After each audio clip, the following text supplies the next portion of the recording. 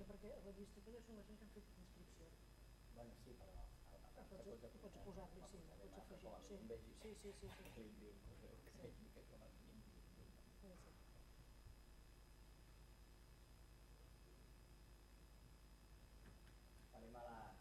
Esperem amb el Pere Ponce i l'altre.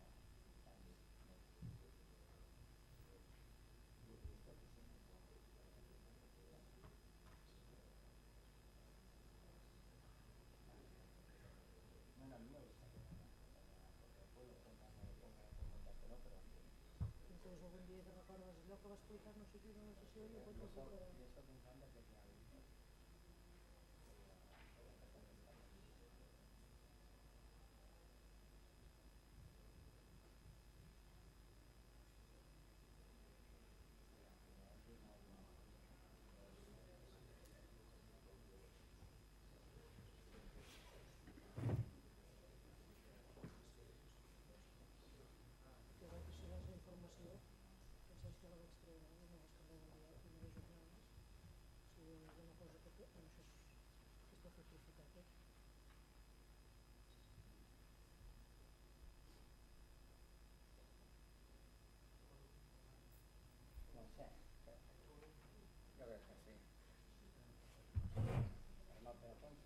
Canviem que esperi el Pere Ponce, que és el que ha organitzat una mica, bueno, aquí amb el Toni i tot, no hi estava, no sé què ha anat a fer. Ha anat a buscar les llistes. Que no sona sola. Que sí que és igual, jo què faria, porque lo que digo yo ahí también viene igual.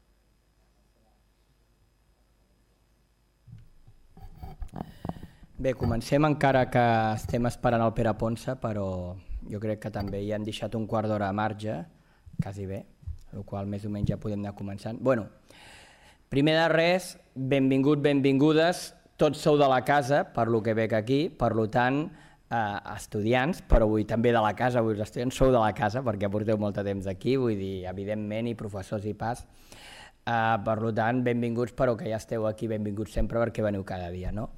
Doncs res, dir-vos dues paroles només, de que aquest any s'ha decidit organitzar les primeres jornades Innova Days. En el fons ve d'una idea que ja s'havien fet unes jornades fa uns anys, no eren exactament igual, eren més d'innovació docent i ja està, aquí hi ha alguna més, ja us ho explicaran, però bueno, jo el que vull com a director és agrair amb els que han col·laborat, sobretot els organitzadors bàsicament, la dedicació a organitzar de manera expressa aquestes jornades, sobretot el Toni Roman, el Pere Ponce, el Jaume Pérez, que són els que més han col·laborat i evidentment a totes les persones, i sobretot el suport de l'ICE, que aquí tenim a la Imma Torra, agrair-li explícitament el suport que ens han donat perquè això es pugui dur a terme. És veritat que potser hem corregut molt, però creiem que havíem de començar ja amb la idea de repetir-ho cada any. Llavors aquest és el primer any que ho fem i la idea és que això es vagi fent cada any. Crec que és una cosa bona com a institució, com el campus de Vilanova, el que és la innovació i apuntant-nos en aquesta línia és una cosa que sempre hem anat fent i que per tant deixar-ho reflectit en unes jornades i que ens serveixi una mica per reflexionar, seguir evolucionant i no quedar-nos estancats, crec que és una cosa bona i positiva per tots. Llavors jo bàsicament dir-vos aquestes paraules, tampoc no em vull enrotllar, segur que de rotllo no tinc molt si convé, però tampoc crec que no és el moment ara, sinó que l'important d'aquestes jornades és el que és les pròpies ponències que hi ha. Llavors cedeixo la paraula a la Imma Torra de l'ICE, que ens dirà 4 coses una mica de com aniran les coses. Gràcies a tots. Bé, bon dia. I ara en aquests moments intervinguen aquí com a, en part hem col·laborat en aquesta organització d'aquesta jornada com a ICE, aquí represento, i només voldria dir-vos que és una d'aquelles feines, diguéssim, com a directora de l'ICE que agrada de fer, això d'anar a organitzar, anar a presidir o anar a presentar o col·laborar senzillament amb una jornada que surt a iniciativa d'un centre, és d'aquelles coses que a nosaltres ens agrada fer i que intentem potenciar que es faci. Perquè la nostra universitat és una universitat constituïda per centres molt diversos, de tipologia molt diferent entre ells, ubicats en llocs geogràfics diferents i sovint això fa que quan des de l'ICE, d'una forma més o menys centralitzada, ja que estem a Barcelona, s'organitza alguna cosa pensant que pot ser vàlid per tothom, o bé no ensopegues el moment en què es fa, o bé no lliga amb els horaris d'aquell centre i en aquell moment aquell centre està fent una altra cosa i no pot, el professorat i el personal d'administració i serveis no pot participar en aquella activitat, o passen moltes coses que allò no és del seu interès en aquell moment perquè el centre aquell està visquent un ritme diferent al que potser té la majoria amb aquell tema, i per tant a vegades fa que una idea o una proposta que pot ser vàlida doncs potser no es produeix en el moment idoni, el moment adequat per tothom.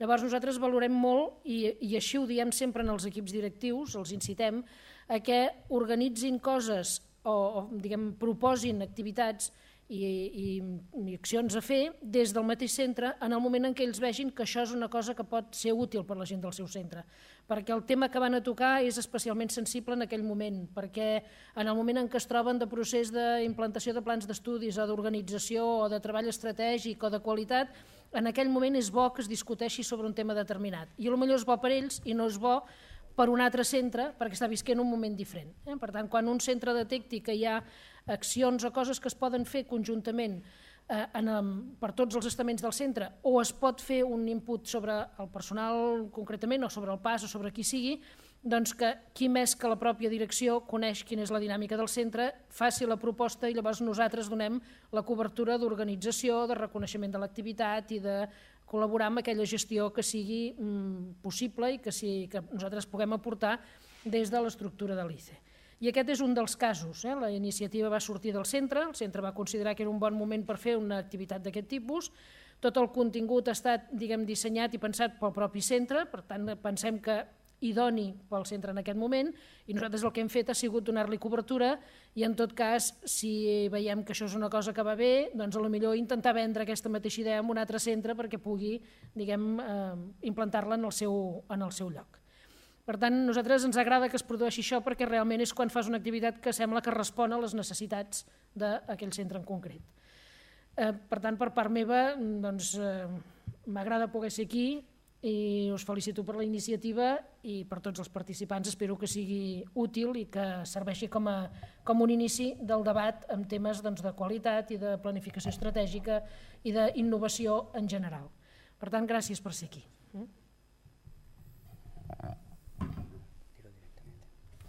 Bueno, gracias por la asistencia a todos.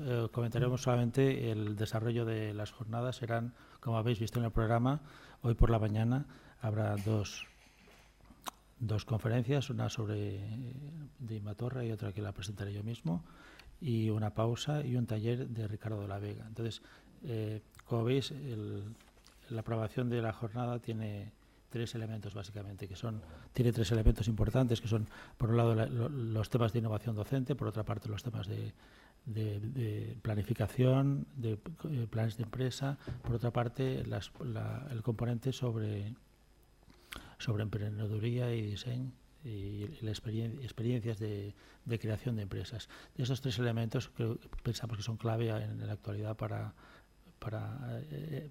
precisamente para los objetivos que nos hemos estado planteando en el próximo periodo, ¿no? Que comentaremos luego en el plan estratégico de la escuela.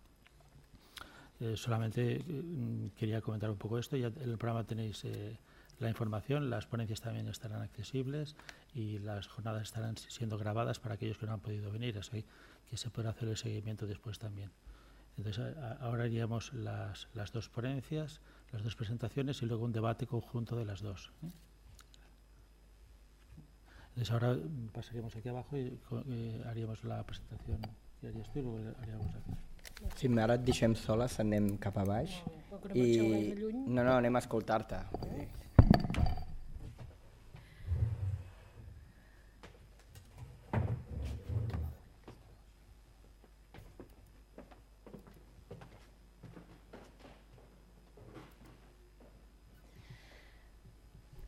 Bé, doncs també com a directora de l'ICE volia presentar-vos avui aquí aquesta ponència que hem titulat Les competències docents del professorat universitari.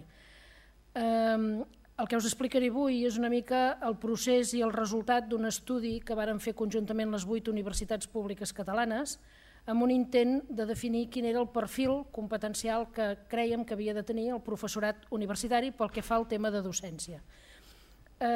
L'estudi és bastant llarg, això arrenca de l'any 2009-10, per tant tenim un recorregut bastant llarg, el tema no ha acabat, seguim treballant, aprofundint en aquest tema, i intentaré fer-vos una versió més o menys resumida a l'espera que si voleu que us ampliï algun aspecte determinat, com que després hi haurà un espai de debat, ampliarem el que vosaltres em demaneu. De què parlarem? Doncs primer una mica la situació de partida, per què es crea aquesta necessitat o per què se'ns acut de fer aquest estudi de les competències docents del professorat, quines són les competències que vàrem treure com a resultat d'aquest estudi com a les millors competències que definien el que s'espera d'un professor per la seva tasca docent, com això ho hem traduït nosaltres com a ICE en aquest programa de pràctica i innovació en docència universitària, el PIDO, que vam engegar aquest curs passat, i en quina situació es troba tot aquest procés d'estudi i anàlisi que, com he dit, segueix en aquests moments conjuntament amb les 8 universitats públiques catalanes. Quina és la situació actual? Bé, la situació de partida més que l'actual. La situació de partida és que ens vam trobar amb uns nous graus que havíem definit, uns nous graus que tothom havia verificat i que la meitat es van implantar l'any 2009-2010, l'altra meitat el 10-11 dintre de la nostra universitat, però que en qualsevol cas havien sorgit o s'havien dissenyat a partir d'una estructura que més o menys la universitat havia pautat. Havíem fet un esforç com a universitat de donar unes pautes, un marc de referència pels plans d'estudis, sumat tot això amb les normes legals per poder-ho fer, i havíem treballat tots reflexionant sobre què havíem de fer en aquests nous graus. I aquests nous graus representen o incorporen un cert nou model docent. Voldria dir des del començament que no per tothom és nou. Podia haver-hi professorat que ja fos actiu treballant i que per tant totes les coses que ara se li demanen o se li exigeixen no li resultin noves, ja formin part de la seva activitat habitual. Però el que sí que és nou és que d'alguna manera o altra el que es defineix que ha de ser el model docent i cap allà on ha d'anar el treball d'ensenyament-aprenentatge, aquest sí que quan es defineix és diferent del que era en els plans que s'havien redactat als anys 90 i molt més diferent dels anys 70. Què tenen de diferent? Què porta de diferent aquest nou model docent? Doncs que se situa l'estudiant en el centre d'aprenentatge. Això vol dir que més que pensar en com ensenyar, es demana que es pensi com l'estudiant aprèn, per tant fixar-nos quin és el procés d'aprenentatge que està fent l'estudiant. I segona cosa, que els plans d'estudis es formulen a partir de competències. Abans es donaven uns objectius, es deia quan elaborem un pla d'estudis per obtenir una titulació d'enginyeria, doncs els objectius són aquests. I ara es diu les competències que ha de tenir la persona, l'estudiant que acaba aquesta titulació, són aquestes. Què vol dir això? Això vol dir que si ens hem de fixar en l'estudiant com a centre d'aprenentatge i a la vegada hem de treballar per competències, és a dir, hem de garantir que l'estudiant sigui capaç de fer, de demostrar que és capaç d'aplicar, de fer determinades coses, l'hem de fer treballar de manera activa. Per tant, no podem aconseguir una competència de comunicació eficaç oral i escrita, no podem saber si l'ha adquirit si no li fem fer accions de comunicació de forma oral i de forma escrita. Per tant, l'estudiant ha de fer allò per demostrar-ho, ha de fer allò per veure que s'ha après i nosaltres hem de ser capaços de valorar que allò s'ha après. Llavors, aquesta manera de treballar fent a l'estudiant més protagonista porta o pot portar canvis en el perfil docent del professorat. Repeteixo el pot portar, perquè algú pot dir a mi no em canvia res, això jo ja ho feia abans. Doncs fantàstic, però sí que en tot cas el que canvia és que ara la tendència és que tothom faci això i per tant a algú li canviarà molt, a l'altre li canviarà menys. Una altra cosa que vull recalcar del que està escrit aquí és que parlem del perfil docent del professorat i això serà una tònica en tot el que jo parlaré. Som conscients que el professorat fa docència, fa recerca i en alguns casos, encara que no sempre, fa gestió i que per tant se'l suposa capaç de fer, si més no, docència i recerca i també quan es posa a fer gestió, encara que ningú l'hagi format, se suposa que ha de ser capaç de fer-ho. Nosaltres aquí ens fixem només en els aspectes docents i per tant en el que s'espera que sàpiga fer un professor per fer aquella, tercera part o gairebé mitja part, depenent de la seva dedicació complementària, de la seva activitat laboral quotidiana. Això, definir el perfil docent, o sigui, pensar quin era el perfil docent que havia de tenir un professor, ens va portar a intentar definir unes competències. La idea era, si l'estudiant ha d'aprendre de manera activa, si hem de treballar per competències, la tasca del professorat canvia, o hauria de canviar per molta gent, què hauria de ser un bon professor, o quines habilitats o capacitats hauria de tenir un professor per ser un bon professor en aquest context. Llavors, ens vàrem plantejar definir el perfil competencial per un professor quan exerceix la docència. Com que el dubte el teníem no només l'ICE de la UPC, dic l'ICE perquè és la unitat responsable de la formació del professorat, sinó que el teníem totes les universitats públiques catalanes, tothom es va plantejar el mateix, tenim un model de professor que canvia, fèiem una formació des dels ICES o des dels serveis de qualitat o els serveis de formació, cada universitat té la seva organització i ho té concentrat en una unitat diferent, però en qualsevol cas totes les universitats tenien algun ens ICE o servei de professorat que es dedicava a donar suport al professorat per formar-se, doncs si l'hem de formar per una altra cosa, com hem de canviar aquesta formació del professorat. I d'aquí venia una mica el plantejament del problema. Aquell neguit que vam tenir al final del 2009, quan tothom començava, o la majoria començaven nous graus, de dir, bé, ara hem posat els professors a dir-los que han de treballar d'una altra manera i serem capaços d'ajudar-los? O com els hem d'ajudar nosaltres ara perquè treballin així? Llavors, com que el dubte el teníem totes les universitats i teníem tradició de treballar conjuntament, un exemple n'és el CIDUI que anem fent de fa ja 7 edicions, doncs ens vam posar a treballar conjuntament i tots teníem el mateix problema i vam dir abordem-lo d'una manera conjunta. I per abordar-lo d'una manera conjunta vàrem constituir això que n'hi hem dit el GIF, el Grup Interuniversitari de Formació Docent, format per les 8 universitats que estan sota el paraigua de la ACUP. Això vol dir les 7 universitats públiques i la UOC. I destaco lo de la UOC perquè això que sigui pública ja no és molt clar. Per tant, les 4 universitats de Barcelona, Girona, Lleida i Tarragona i la UOC. I ens vàrem fer bàsicament 2 preguntes. La primera, hi ha realment unes competències que defineixin el perfil competencial del professorat en quant a docència? Cas que hi siguin, quines són, com les podríem definir? Realment el que nosaltres pensem és el que pensa tot el professorat, per tant validar-les i finalment prioritzar-les.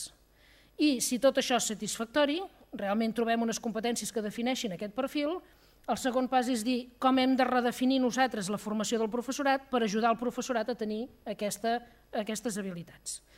Això ho vàrem formular en un projecte d'aquests d'estudios i anàlisis que dona el Ministeri, que teniu posat el nom aquí sota, Identificación, Desarrollo y Evaluación de los planes docentes de la aplicación de planes de formación dirigidos al profesorado universitario.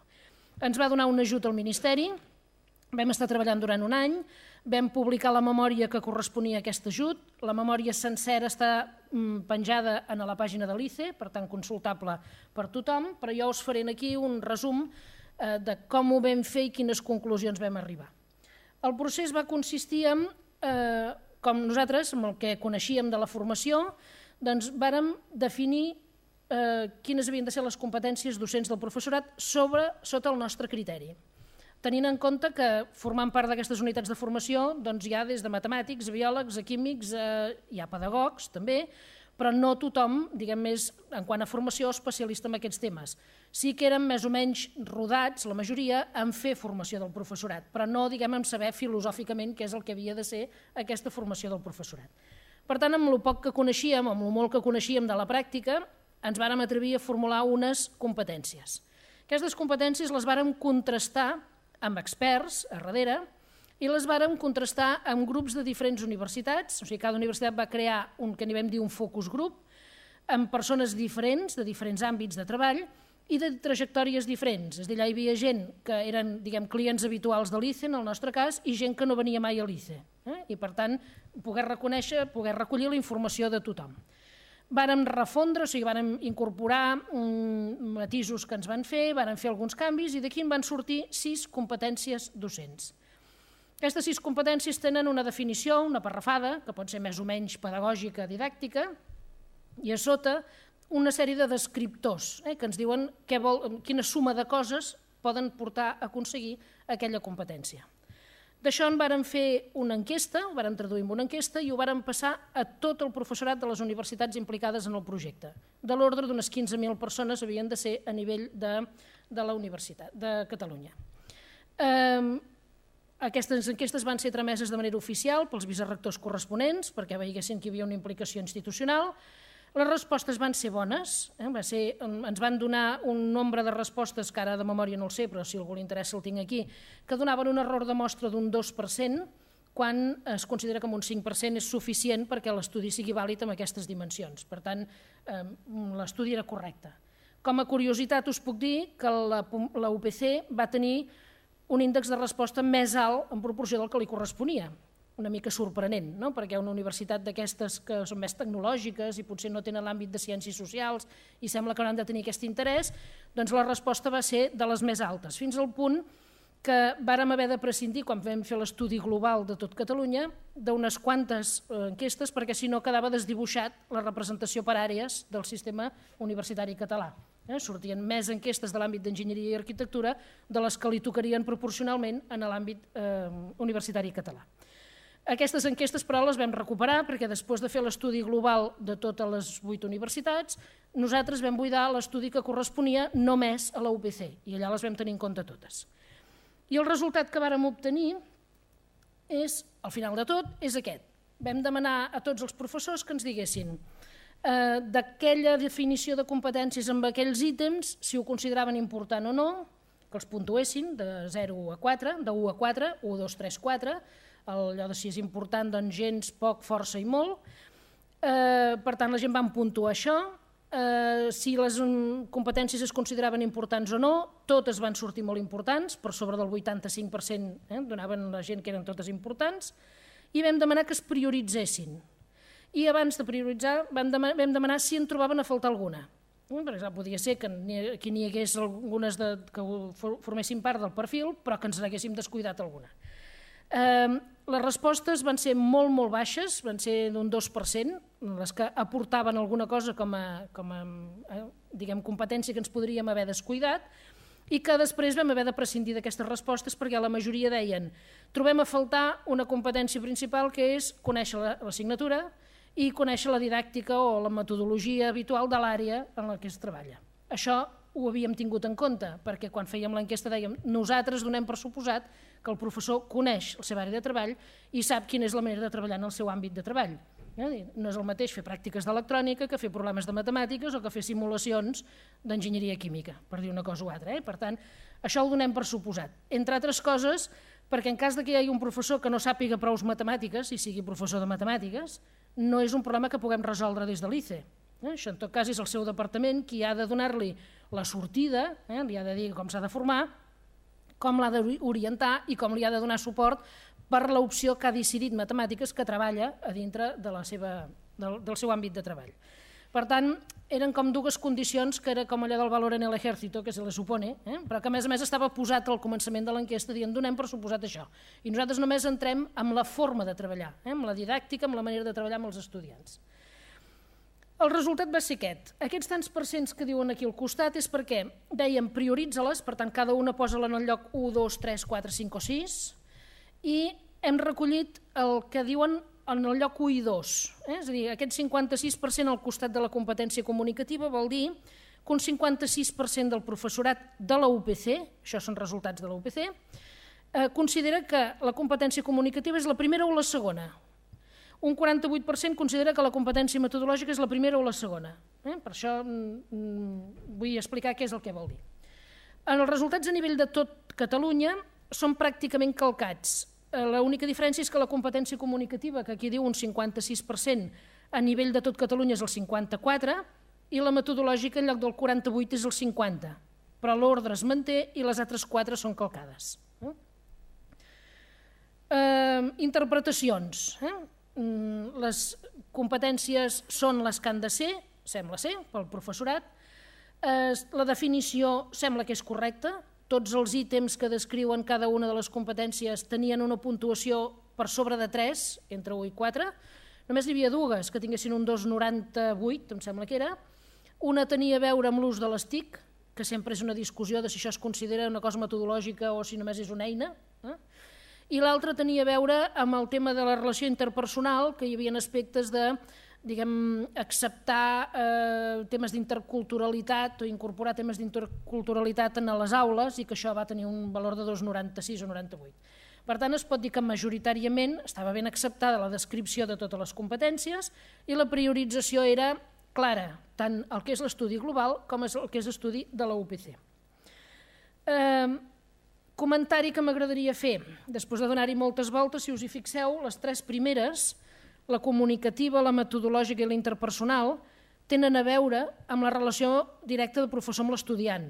Realment el que es fa a classe, si un professor comunica bé, si un professor es relaciona bé amb els estudiants, si la metodologia que utilitza és adequada pels estudiants.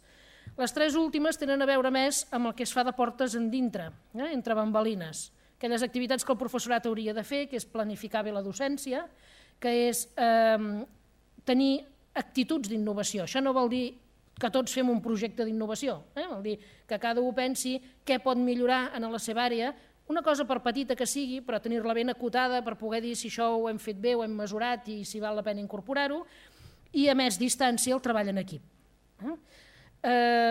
Fixeu-vos que el tema de treball en equip és el que queda més malparat. Estem parlant aquí de treball en equip entre professorat, no de fer treballar amb equip l'estudiantat. Això és el perfil que hauria de tenir el professor per fer aquesta tasca.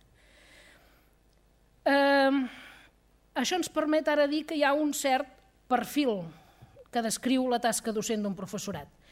Per exemple, quan en un departament cal, potser hauria de dir calia, contractar algú perquè entri a formar part de la universitat, normalment se'l contractava per necessitats de docència. Després, quan se'l selecciona, s'hi posen a vegades més criteris de recerca que de docència, però en qualsevol cas la necessitat venia bàsicament per la docència. Parlo en passat perquè a hores d'ara ja no entra ningú en aquests moments a la universitat, però el tema era així. Jo sempre dic que si un cap de departament se li hagués acudit d'anar a una agència de recursos humans i dir, sisplau, busqui'm un professor d'universitat, l'agència de recursos humans no sabia, no estava definit enlloc, què calia buscar de perfil per poder satisfer aquella demanda d'aquell cap de departament. Si hagués demanat un departament, si s'hagués demanat en aquesta agència de recursos, per exemple, un treballador del Corte Inglés, segurament tothom sap què és el que ha de ser un venedor del Corte Inglés. I tothom sap què ha de demanar amb una persona per ser només venedor, o per ser cap de planta, o per ser responsable d'un àmbit de treball, i en canvi a la universitat això no ho havíem tingut mai definit. Això, per tant, ens posa a l'alçada de moltes de les professions que existeixen en aquesta vida i crec que n'hi ha més de definides que no pas d'indefinides. Què hem fet posteriorment en aquesta definició de nivell de competències? Recordeu que el projecte deia primer definir-les i després deia veure com havíem de redefinir la formació. Ara ens trobàvem en aquest moment que teníem les competències, la importància que tenien, que havíem encertat amb la definició, amb quines eren, i el pas següent ens va semblar que era aquells ítems que definien cada una de les competències i intentar graduar-los amb nivells. És a dir, una persona pot ser competent del tot o pot ser competent per anar-se'n sortint. I estem treballant, això encara és un tema que no està tancat del tot, en treballar amb 3 nivells diferents de cada una de competència. Hi ha alguna competència que sembla que amb 2 en tenim prou, però en principi pensem en treballar amb 3 nivells per cada una de les competències. El que seria el que és, a nivell de professorat se n'hi deia el professor inicial, el professor novell, el professor nou, i per tant la formació que li dirigíem sempre era la que n'hi dèiem la formació inicial, nosaltres i totes les universitats. Un segon nivell en el que hi ha aquella formació que un professor que ja fa temps que exerceix i que ja té una mica de bany de didàctica i de formació va fent per anar-se actualitzant, el que seria la formació permanent, el que se'l qualifica normalment com un professor sènior. I després el nivell d'expert, que és quan ja dius, a veure, aquesta persona és tan especialitzada en aquesta metodologia que ja considerem que pot fer cursos d'aquesta metodologia amb un altre, pot ser formador a un altre. I per tant és el que se n'hi diu el curs d'expert o bé la formació per formadors. En aquest moment el que estem fent és acabar de dissenyar aquests 3 nivells, sí que ja hi ha acord entre les universitats de quin és el nivell 1, el mínim que demanaríem a tot el professorat per tenir un bany de totes aquestes competències. I aquesta formació amb aquest nivell 1, com us tinc posat aquí, és el que nosaltres n'hem confegit al programa de formació de pràctica i innovació en docència universitària. I estem pensant poder mesurar aquest primer nivell de formació a partir d'evidències. Si ve algú que diu, escolta, jo ja em considero competent en comunicació, jo penso que la comunicació és el meu fort i jo amb els estudiants m'hi relaciono molt bé, no tinc ganes d'anar a fer una formació que m'expliquin com m'he de comunicar. Jo de les 6 competències d'aquesta ja em considero que ho tinc superat. Doncs hauríem de poder trobar algunes evidències que aquest professor ens aporti per poder dir, doncs és cert, tu ja tens el nivell 1 d'aquesta competència. I per tant poder acreditar aquesta competència sense necessitat de fer un procés de formació. Tot això ens ha portat a dissenyar aquest programa que hem batejat com a PIDO, que pretén com a cosa principal contemplar el perfil competencial, per tant intentar donar aquestes 6 competències al professorat i que la manera de fer-lo inclogui l'aplicació a l'aula. Per tant, deixem de fer en aquest programa aquells cursos típics d'assistir a un curs de formació i un cop has assistit a un 80% de les sessions ja tens el certificat d'assistència i així pots fer tants cursos com vulguis i passem a fer uns mòduls on primem aquest tema de l'aplicació a l'aula. Com? Doncs hem confegit el programa a partir d'una formació modular que hi hem posat de 25 hores per mòdul de forma comparable com seria un crèdit ECTS.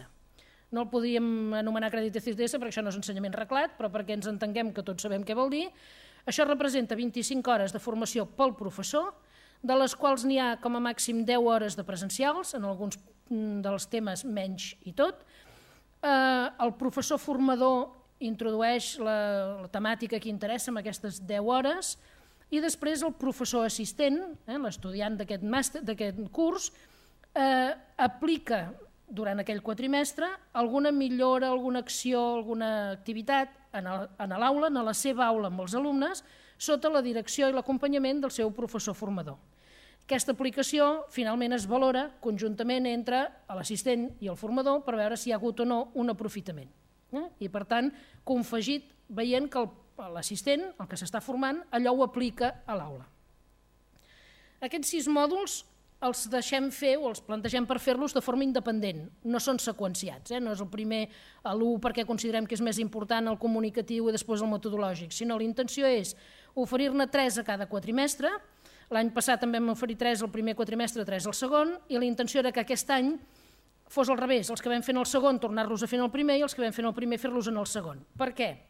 Perquè aquí i acceptem tot el professorat que vulgui, sigui novell, sigui antic, porti 20 anys a la casa, en porti 15 o porti els que vulgui, i acceptem, per tant, a tot el professorat que hi hagi. L'única condició és que en aquell moment tingui docència, perquè si d'allò que fem li diem ara amb els teus alumnes aplica això, doncs ho ha de poder aplicar. Per tant, l'única condició és que estigui fent docència. Llavors ens podríem trobar que hi hagués professors que tenen la docència mal repartida entre els 2 quatrimestres i si un crèdit sempre el fem al primer quatrimestre no hi podria assistir mai, per això els voldríem anar alternant. Es poden fer de forma alternativa, diguem, en els 2 quatrimestres i tenint en compte que aquests mòduls inclouen un primer bany o formació amb la competència en qüestió, una aplicació a l'aula i una valoració de com ha funcionat aquesta aplicació a l'aula. Com a exemples, ja sé que des d'aquí segurament no ho llegireu tot, però com que teniu accés a la documentació, després us ho podeu mirar. El cas, per exemple, de la competència metodològica. A l'esquerra hi teniu allò que consta, escrit en castellà perquè era un projecte que anava a Madrid, dels estudis i anàlisis, quines eren els ítems que definien la competència metodològica i que és el que vam sotmetre a l'enquesta del professorat. A la dreta hi tenim quins són els ítems que hem escollit per ser el nivell 1 d'aquesta competència. I en aquest cas coincideixen amb aquests primers que són tramats. Per tant, això hi ha una coincidència. Però, per exemple, en la competència comunicativa no són necessàriament els primers. Vull dir que no vol dir amb això que volgudament els haguéssim fet graduats quan els vam definir. En aquest cas no ho és. I en la competència comunicativa, que és la següent que teniu, doncs, per exemple, la primera, que és explicar amb claretat i entusiasme, doncs aquesta podria ser fins i tot el nivell 3, no? Allò de dir, quan un ja té assumit tot el que són les estratègies de comunicació, potser sí que finalment ho fa amb claredat i entusiasme, perquè aquesta no és la primera que hauríem de demanar. Per tant, que fos la primera del projecte d'estudis i anàlisis no vol dir que estigui posat en el nivell 1. Les que hi ha en el nivell 1 són aquestes, i diguem, això és el que defineix en principi el primer nivell d'aquesta formació, d'aquesta competència. Pensem que quan un professor ha cursat els 6 mòduls, li podem donar la certificació de que ha fet el programa de pràctica i innovació en docència universitària, amb la idea de que fos un programa que vingués a substituir el que era el nostre profi, que no sé si coneixíeu, el programa de formació inicial, que era la intenció de fer una formació bàsica per tot el professorat que entrava, que durava 3 quadrimestres, era una durada de 130 hores, això en són 150, però aquí inclou l'activitat del professor, allà eren d'assistència, i que allà estaven seqüenciades en un ordre determinat i que, a més, quan un s'apuntava a fer el profi l'havia de fer tot sencer. I ara deixem fer-lo al ritme que es vulgui, deixem que la gent s'apunti en el moment que més li interessi i pensem en la possibilitat de que puguem acreditar un determinat mòdul sense necessitat de cursar-lo. Per tant, també estem treballant amb la idea de dir, bé, aquest nivell 1, si ara ve un professor i diu, digue'm si jo tinc aquest nivell, doncs igual que es fa amb l'anglès o es fa amb el català, doncs fas una prova, no un examen, però sí aportes unes evidències per dir, jo això ja ho tinc superat. Per tant, aquesta descripció de les competències ha d'anar associat, a banda de la gradació, a quines són les evidències que es demanen per poder tenir això. I acabo. En quina situació estem en aquest moment? Aquest me l'he deixat, és el que us he dit, certificació vinculada a què s'ha adquirit la docència, no només a la formació, que tot el conjunt acredita el nivell 1 i que cada mòdul té definida quines les competències que ha d'assolir, per tant, la seva avaluació. Quina és la situació actual? Doncs seguim treballant, com us dèiem, acabar de definir els 3 nivells de competències. Estem dissenyant també una enquesta per l'estudiantat, per veure si allò que nosaltres hem considerat que era el perfil docent del professorat és el que l'usuari, el que rep aquesta formació, considera també que és un bon professor.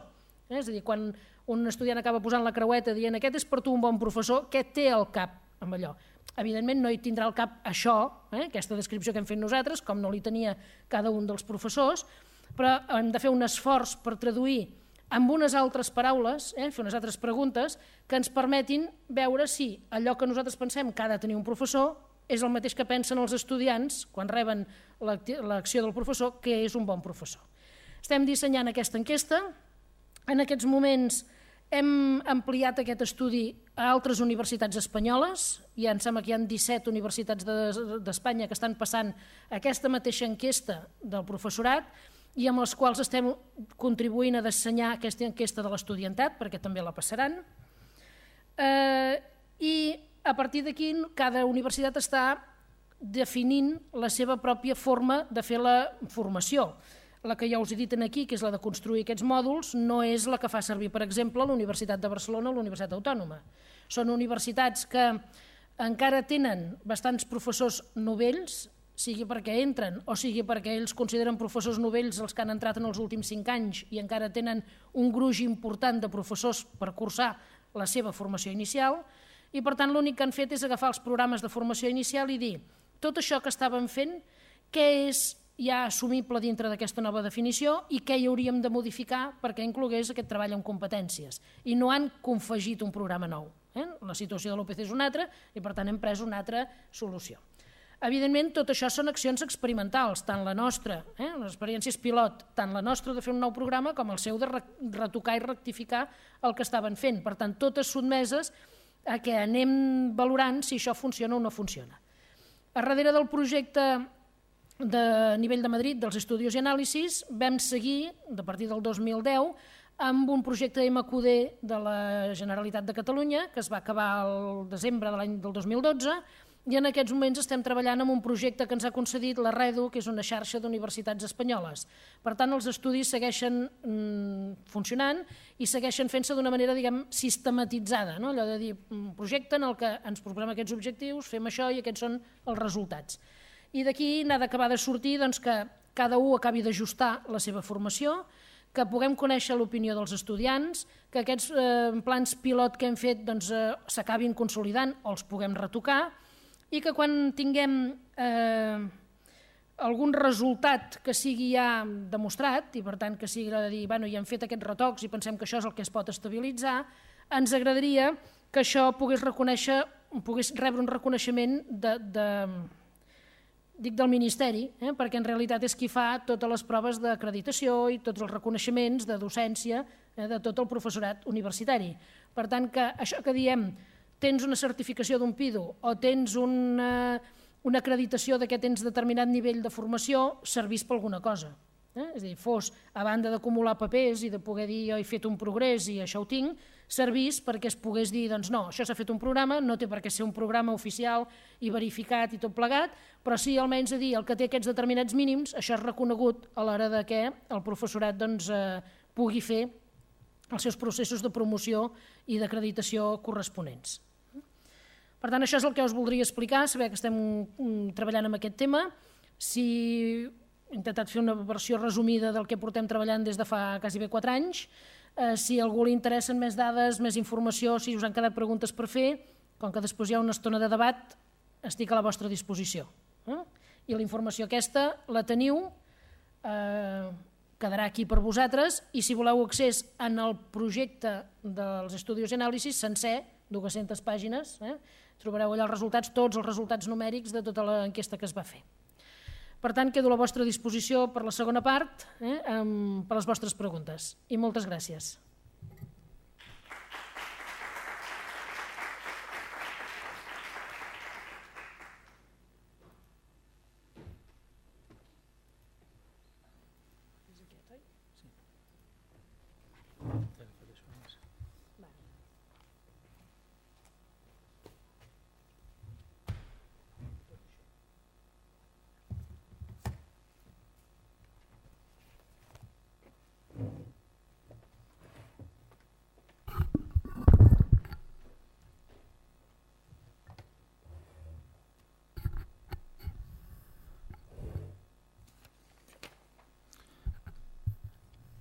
Bueno, yo os presentaré el trabajo que hemos estado haciendo en los últimos meses en la escuela con referencia a la planificación estratégica del campus de la Universidad Politécnica de Cataluña en Vilanova i la Geltrú, con la idea de cómo afrontar los nuevos retos que se nos plantean en los próximos años.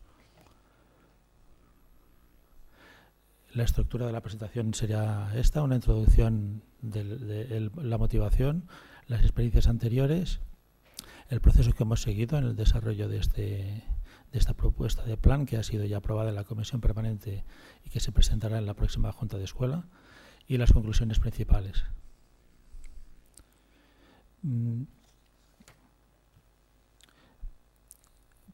La pregunta de por qué hacer un plan estratégico cuando parece que ahora no se está hablando mucho en otros centros, creo que es una pregunta interesante de plantear, porque cuando iniciamos el nuevo periodo en el equipo directivo, es un tema que nos planteamos y que yo propuse al nuevo equipo, que era un tema que me parecía clave.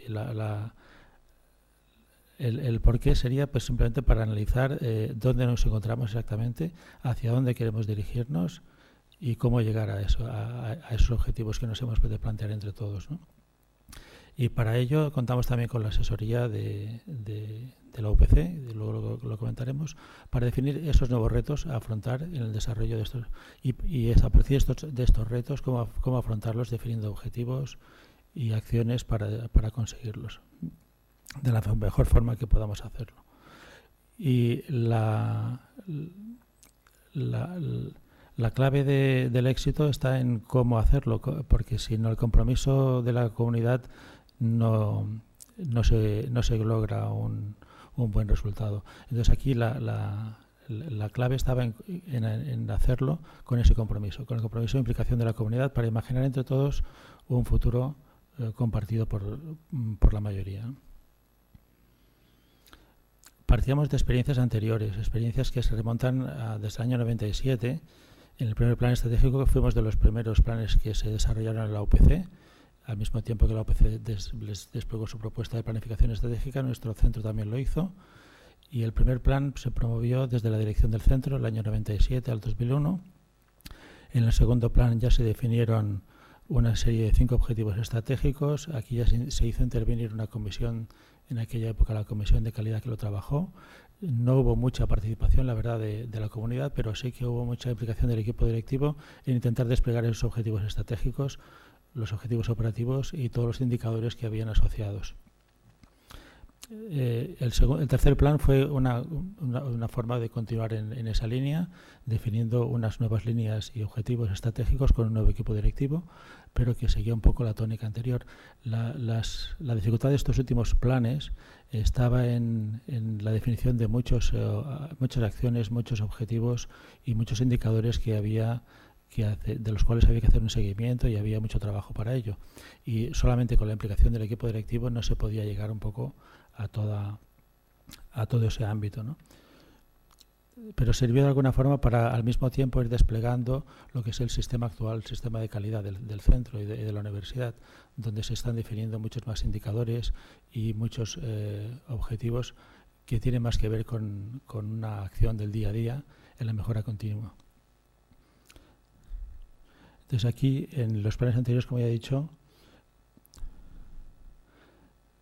en la práctica no se pudo llegar a todo el ámbito de actuación que se hubiera querido llegar. Y entonces, a partir de esta experiencia previa es como nos hemos definido una nueva propuesta de planificación. En esta propuesta que se planteó, se hizo con estas dos ideas. En primer lugar, incluir unos pocos retos estratégicos, no intentar abarcar todos los ámbitos de actuación del centro o del campus. La visión que se quiere mantener también es la visión de campus de todos las personas que trabajamos en el campus, pero con una visión concretada en unos pocos retos estratégicos que permitan afrontar con más garantías el éxito de ellos, ¿no? Y dejando el resto de actividades que ya también tienen que hacerse en el día a día para esa otra parte de lo que es el sistema de calidad. Ahí está el audit, están los indicadores de calidad de la universidad.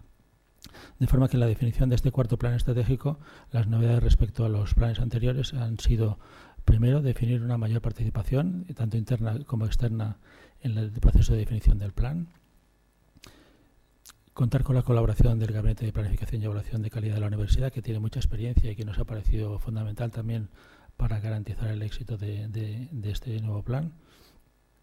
Definir un número reducido de retos, a partir de los cuales desplegar una serie de indicadores y objetivos, y contar con una mayor participación de la comunidad, tanto en el despliegue como después en el desarrollo, definiendo, y es importante, definiendo que cada objetivo estratégico que definamos haya una única persona responsable de ese objetivo para poder incidir con más peso y con más garantías de éxito.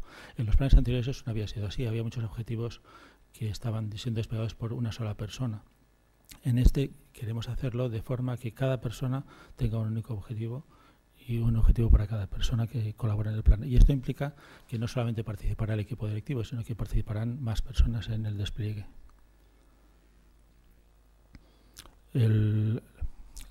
Las personas que hemos estado interviniendo en el proceso de definición del plan han sido no solamente el personal docente investigador del campus, desde los diferentes grupos de investigación, jefes de sección, etcétera, sino también personal de administración y servicios, los jefes de servicio, los estudiantes del campus, miembros de la junta de escuela y personas externas, directivos de empresas, instituciones locales. Esto nos ha dado una perspectiva más amplia, porque la visión del campus que tenemos cada uno de nosotros es una visión siempre limitada a un ámbito más pequeño. Entre todos tenemos una visión más amplia que es mucho más rica, ¿no?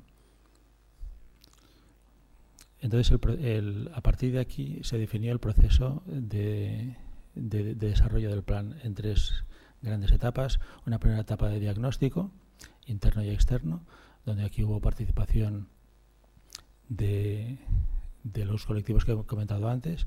Una segunda parte más de trabajo interno en el equipo directivo, donde se definieron la misión, la visión, los valores y se relacionaron los elementos de la matriz DAFO, que luego comentaremos.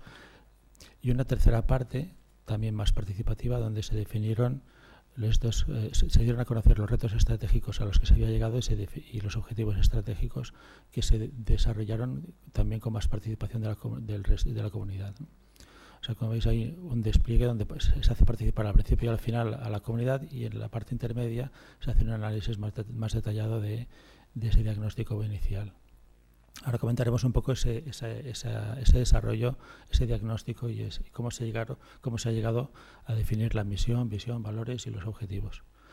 El diagnóstico, la parte del diagnóstico externo se hizo el 13 de febrero en una sesión donde intervinieron todos los colectivos que he comentado antes, y se hicieron varias partes. En una primera parte se identificaron lo que llamamos las verdades que pueden ser en sentido positivo o en sentido de aspectos a mejorar, que están destacadas aquí en verde o en rojo. Y las verdades eran aquellos elementos en los que había una coincidencia total del colectivo.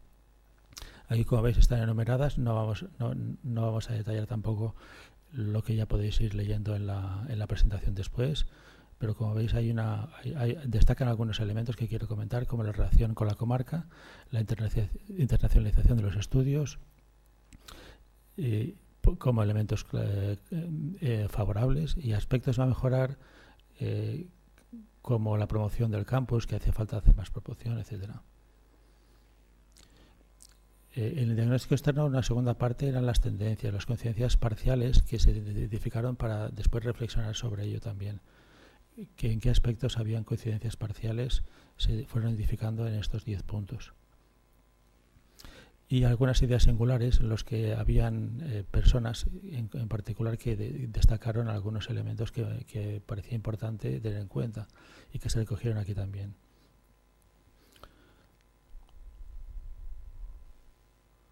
Son elementos luego que nos han servido para reflexionar en todo el proceso posterior. Otra parte del diagnóstico fueron los indicadores que la propia universidad nos va haciendo un seguimiento. Hay un repertorio de 24 indicadores que cada año tenemos que cada año hemos de ir valorando y viendo cómo evolucionan. Aquí no se verá porque es muy pequeñito, pero lo que son aspectos relacionados con la demanda de los estudios, con la movilidad, etcétera. Los aspectos en los que con respecto a la UPC hay puntos a tener en cuenta, porque estamos por debajo de la media o porque hemos de mejorar en algunos aspectos o porque estamos mejor. Estos son los indicadores que se fueron analizando respecto en los últimos años, ¿no? También la evolución de la demanda en primera opción de cada uno de los estudios se analizó y se vio cómo estaban evolucionando. Como veis, hay algunas titulaciones cambiaron de plan de estudios, son las que aparecen sin datos en la parte final, es porque se incorporan al nuevo plan de estudios. Algunas son los estudios que han desaparecido, como química o telecomunicación, pero en el resto, como veis, la demanda en primera opción está aumentando poco a poco, pero sigue aumentando. Entonces son aspectos a potenciar, seguir aumentando esta demanda. Aquí había algunos datos más sobre la demanda de los estudios en el último año, en el 2011 y 2012, en cada una de las titulaciones, y cómo estaba posicionada nuestra escuela respecto al resto de escuelas de la universidad. Y aquí algunos indicadores más sobre la oferta de plazas en primera opción, en demanda de primera opción, en primera preferencia, del último año 2012-13 en cada titulación. Y también algunos datos sobre las encuestas que se hacen los estudiantes de nuevo ingreso sobre los motivos por los cuales accede a cada uno de los estudios. Bueno, todos estos elementos sirvieron para hacer un diagnóstico externo. Al mismo tiempo, en paralelo, el equipo directivo hicimos un diagnóstico interno, toda una serie de ideas que fuimos recogiendo, que fuimos identificando en una serie de aspectos que se centraron en estos 6 ámbitos. El ámbito del centro de poder, en relación con los centros de decisión de la universidad, en relación con la imagen social, con la tecnología, con la crisis económica, con actividades propias del campus y con las actividades propias del centro. Entonces aquí estos ámbitos fueron tenidos en cuenta en el diagnóstico interno para ver en qué aspectos habíamos de hacer mejoras. El centro de poder es un aspecto que era a mejorar, tenemos que tener más influencia en el centro de poder, pero otros aspectos en verde están identificados como aspectos favorables. La imagen social, que es positiva, la actividad que realizamos en el campus, que permite la especialización, y el modelo de campus, que favorece la relación con el territorio. Y otros aspectos en amarillo serían aspectos que pues, no se identifican como positivos y negativos, sino que no son tan relevantes ahora. A partir de aquí, en el equipo directivo definimos la misión y la visión. La misión de lo que sería el campus de Vilanova i la Geltrú y cómo nos identificamos, cómo nos vemos en la actualidad. Y la visión sería aquello que esperamos ser en los próximos años. Entonces, como veis aquí, la misión se define tal como está aquí, con una historia centenaria. El campus de Vilanova i la Geltrú de la UPC és una institució universitària moderna que té com a propòsit fonamental la formació d'enginyers i enginyeres capacitats per treballar en un entorn internacional i multidisciplinari, contribuint al foment de l'emprenedoria, la recerca i la transferència de la tecnologia. Y en los próximos años aspiramos a convertirnos en un dels referents europeus per estudiar enginyeria y diseño.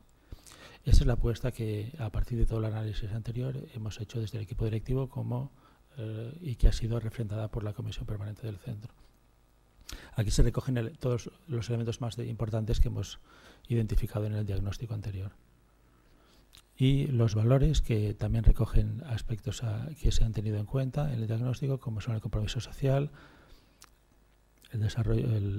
promover el desarrollo económico sostenible, la protección del medio ambiente, la reducción de desigualdades, la transparencia en las actuaciones, la rendición de cuentas. Esto es el compromiso, aspectos de compromiso social, aspectos de calidad para trabajar dando respuesta a las expectativas de nuestra comunidad, de la mejora continua y midiendo los resultados que se van consiguiendo y a partir de aquí ir haciendo un trabajo de mejora continua.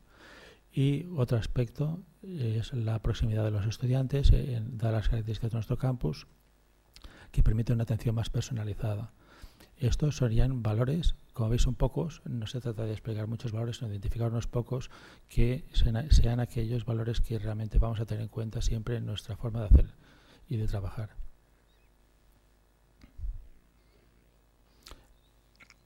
A partir de esta misión y de estos valores identificamos los aspectos que configuran lo que se llama la matriz DAFO, ¿no? Identificamos las amenazas y oportunidades, que son aspectos que no dependen de nosotros. Como veis aquí, pues las oportunidades serían la calidad de vida en Vilanova, la situación próxima a Barcelona, temas emergentes que estamos trabajando en el campus, como el diseño y otros, la captación de recursos europeos y la aproximación de la empresa aproximaciones a la empresa para entornos más competitivos. Estas son oportunidades que hemos identificado, que no dependen de nosotros, pero que hemos de ver cómo las aprovechamos. Y otras amenazas que hemos de tener en cuenta, pues la crisis económica, la centralización de la UPC, la competitividad con otros campos de la UPC, la posible baja demanda en algunas titulaciones o en empresas en algunos ámbitos, y la baja demanda de estudios en Vilanova. O sea, aspectos de baja demanda de estudios, aspectos de baja demanda en los titulados o en las empresas que los contratan. Son amenazas que identificamos y con las que hemos de ver cómo nos protegemos o cómo las evitamos. Y aspectos que sí dependen de nosotros, pues identificamos puntos fuertes y puntos débiles. Como puntos fuertes, un campus de magnitud pequeña que permite una relación más personalizada con los estudiantes, una flexibilidad ante cambios por las medidas que tenemos de nuestro propio centro, un aspecto importante que depende de nosotros es la internacionalización de las actividades como el EPS y DPS, los proyectos de intercambio, el número creciente de doctores y el fuerte nexo de unión con la comarca. Esos son los puntos fuertes en los que podemos trabajar más. Y los puntos débiles sería la falta de cooperación entre algunos ámbitos de PD y PAS, el nivel de inglés del profesorado, la dificultad para motivar al PD y al PAS, las titulaciones con poca demanda y el poco peso del campus a nivel de la UPC en las tomas de decisiones. Entonces, serían aspectos puntos débiles, ¿no? Entonces, el cruce de estos elementos que hemos identificado de todo el análisis previo se hace en esta matriz donde para cada punto fuerte y para cada punto débil identificamos cómo podemos trabajarlo para aprovechar las oportunidades o para evitar las amenazas o para defendernos de las amenazas. Y en esta relación que se hizo caso por caso, nos permitió definir esta matriz donde se definen 4 cuadrantes, que son las cuatro posibles estrategias a seguir, ¿no? En cada cuadrante, el primer cuadrante sería la estrategia ofensiva, en el cual teníamos una puntuación de 174. El segundo, la estrategia defensiva, que es el que tiene una mayor puntuación, 204. Sería la principal estrategia que hemos de seguir. El tercer cuadrante sería una estrategia de tipo adaptativo, que tiene menor puntuación, la menor puntuación de todas, y la de supervivencia sería el cuarto cuadrante. Cada cuadrante pues tiene cada cuadrante identificamos los elementos de qué forma podemos aprovechar nuestros puntos fuertes o débiles para aprovechar oportunidades o defendernos de las amenazas. Entonces, a partir de aquí fue cuando se definieron, fijaos que en esta suma de valores, en columnas o en filas, se pueden identificar los puntos fuertes que más podemos potenciar. La mayor puntuación en las filas, como veis, está en la internacionalización de las actividades del campus. Es aquel punto fuerte que más incidencia puede tener para aprovechar oportunidades o para mitigar las amenazas. Y es un punto, por lo tanto, que parece clave para trabajar en el plan estratégico.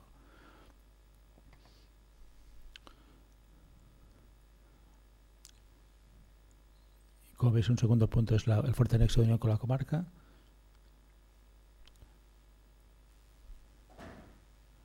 Y en cuanto a las oportunidades y amenazas, como veis, la crisis económica no aparece como la principal amenaza, sino la competencia con otros campos de la universidad. La principal amenaza que hemos identificado, que computación 95, es la competitividad con otros campos de la UPC. Esto es lo que nos lleva también a plantearnos que algo importante y clave a plantearnos es diferenciarnos de esos otros campos para mitigar esta amenaza. Las otras oportunidades que hemos de favorecer, como veis en las dos columnas que están aquí con 84-77, pues serían aprovechar los temas emergentes y la captación de recursos europeos. Bueno, todo esto nos lleva a plantear cuáles van a ser los grandes retos que hemos de afrontar y que han de ser pocos los que hemos de definirnos, ¿no? Y los otros grandes retos que hemos de definir, que hemos planteado definir son estos: la internacionalización del campus y la singularización del campus. O sea, que nuestra actividad sea planteada a nivel internacional y que nuestra actividad sea singular, sea diferente a otros campos.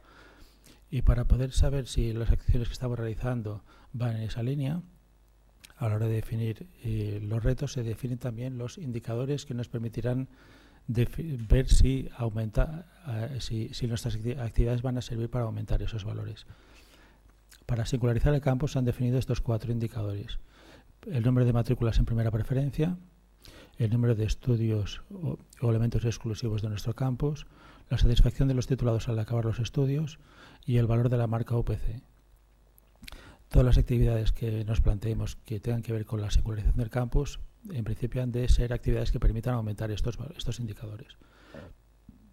Y la internacionalización del campus se define con estos 3 indicadores: el número de asignaturas grupo que se realizan en inglés para grado y máster, el número de alianzas o convenios internacionales y el número de estudiantes en programas de movilidad.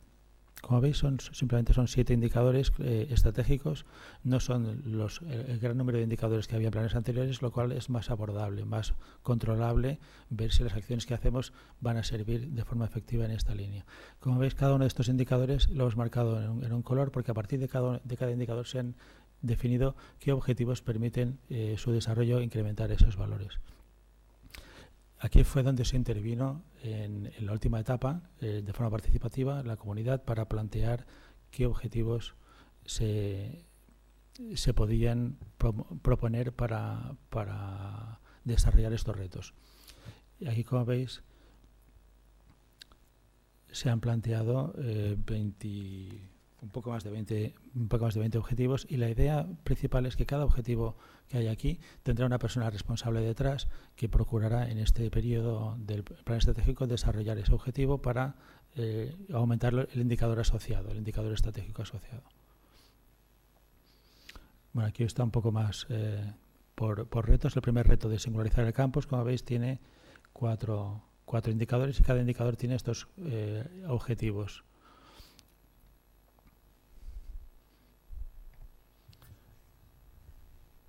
Aquí hay objetivos ambiciosos, como son cubrir toda la oferta de plazas con demandas de primera preferencia, dar a conocer los valores singulares del campus, incrementar el número de estudiantes de estudiante femenino del campus, diferenciar las titulaciones. Esto en cuanto sería en cuanto al primer indicador. El segundo, el número de estudios y elementos exclusivos, pues sería diferenciar las titulaciones incorporando elementos exclusivos del campus, crear proyectos multidisciplinares docentes, implantar másteres singulares, aumentar los convenios para generar proyectos de aprendizaje e investigación competitivos, y para aumentar la satisfacción de los estudiantes al acabar los estudios, pues convertir la estancia en Vilanova en una experiencia motivadora para el estudiante, y convertir al estudiante en un agente activo del proceso de aprendizaje. Esto está en línea con lo que comentaba antes Inma, de hacer una propuesta de docente que realmente el estudiante sea el centro del aprendizaje, el centro de atención. Y el valor de la marca UPC en Vilanova,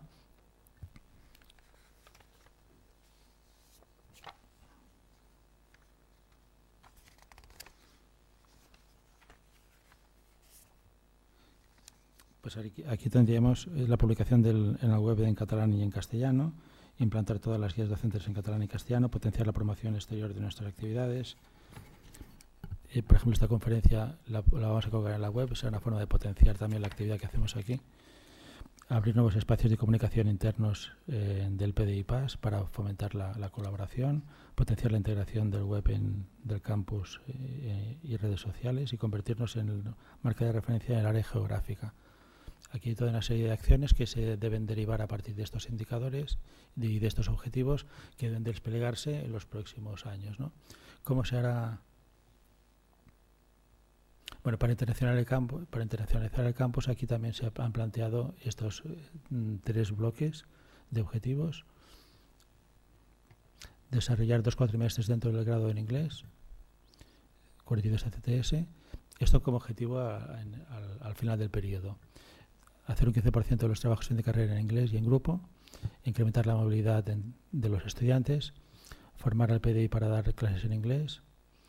Incrementar la red de universidades que ofrecen programas EPS y DPS. Proponer un joint degree, máster con otros estudios con unidades extranjeras. Incrementar el número de PDI de proyectos en proyectos de investigación internacionales. Incrementar el número de acciones promotoras de movilidad. Incrementar la cohesión entre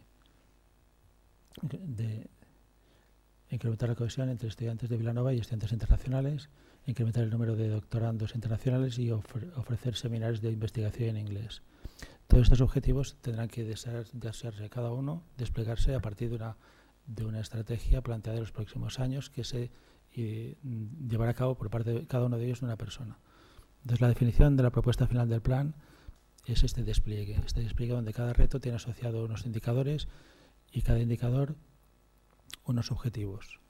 Normalmente 3 o 4, como veis, pero hay algunos que tienen más o menos. Entonces, cada objetivo estratégico tiene definido un responsable, unas acciones a realizar, unas fechas de inicio y final de las acciones, los recursos y el valor inicial y final del indicador asociado. Esta tabla es la que vamos a ir desplegando ya a partir de la aprobación de la Junta de Escuela para llevar a cabo el plan. De forma que cada año, cada cuatrimestre, se van a ir haciendo un seguimiento de estos indicadores desde la Comisión de Calidad, y vamos a ir viendo si va evolucionando correctamente, si hay que hacer propuestas de mejora o algún cambio.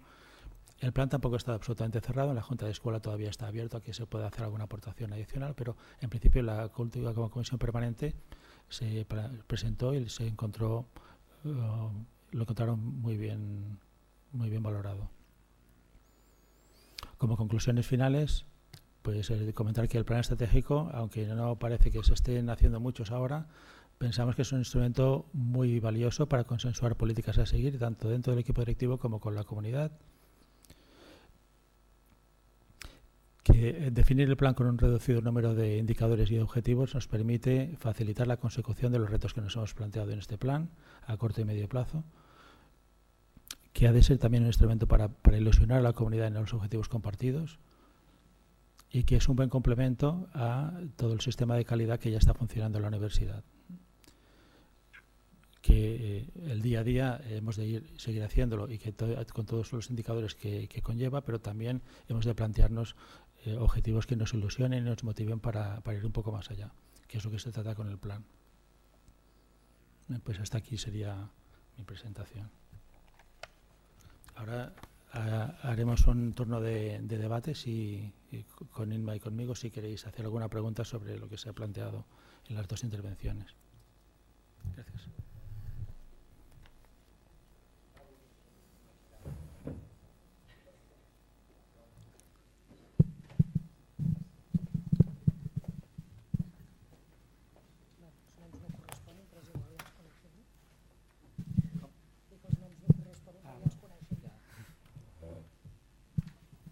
Alguna pregunta? Algun comentari? Hola, bon dia. La meva pregunta és per la Imma, en referència a aquest estudi tan maco i tan interessant que heu fet. La veritat és que trobo que és molt interessant i que se li pot treure molt de fil posteriorment. O sigui, li veig un gran recorregut i un recorregut molt interessant. Jo tenia una pregunta, Imma. Hi ha hagut una cosa que per mi és força sorprenent. Quan parlaves de l'ordenació de les 6 competències, crec recordar que la primera era la competència comunicativa, si no recordo malament, i l'última, la que estava en darrera puntuació, per dir-ho d'alguna manera, o en el rang que estava l'última, era la de treball en equip. I tu has comentat, ho has explicat molt bé, que era aquesta part de feina que fa un professor en bambalines, que no es veu, diguem-ne, en la classe, però que també és molt important. Clar, jo això ho entenc perfectament, és a dir, el professor no només crea valor quan està a l'aula, sinó també quan no està a l'aula, perquè, per exemple, quan no està a l'aula pot estar treballant en equip amb altres companys a l'hora, per exemple, de redissenyar o optimitzar un pla d'estudis o una part del pla d'estudis o qualsevol element vinculat a ell. Llavors això d'alguna manera el que deixa entreveure, o es podria dir que passa, és que hi ha per part del professorat una manera determinada d'entendre què vol dir ser un bon docent. Llavors, jo crec que això amb l'estudi que heu fet queda molt clar i a més està molt ben explicat. La meva qüestió seria, i és aquesta la imatge que hauria de tenir el professorat? Perquè clar, d'alguna manera el que s'està posant de manifest és que quan un professor analitza la seva pròpia feina té uns valors implícits de què és el que genera valor. Però potser des del punt de vista institucional hauria de tirar-se endavant una sèrie d'accions per fer, jo no diria potser entendre perquè no és ben bé, sinó adonar-nos, com a institució parlo ara, de que hi ha també coses que són molt importants. És a dir, el model Han Solo, el solo ante el peligro del docent que està a classe, és molt evident que genera valor, però l'altre, que potser no es veu tant, és també, jo diria com a mínim, igual d'important que el que no es veu.